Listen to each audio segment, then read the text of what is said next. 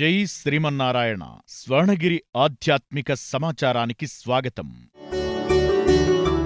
స్వర్ణగిరి శ్రీ వెంకటేశ్వర స్వామివారికి ప్రాతకాలంలో సుప్రభాత సేవను నిర్వహించారు. 33 కోట్ల దేవతలు కొలువుదేరినట్టి గోపృష్ఠ దర్శనాన్ని చేయించారు. శ్రీవారి నిత్యారాధన నిమిత్తం సువర్ణబిందె తీర్థమును బంగారపు బావి నుంచి తీసుకుని వచ్చారు. శ్రీ వెంకటేశ్వర స్వామివారికి మృదంగ మంగళధ్వనుల మధ్య తోమాల సేవను నిర్వహించారు. పరిమళ భరిత పుష్పమాలలతో శోభాయమానంగా అలంకరించి సహస్రనామార్చన సేవను ఘనంగా నిర్వహించారు.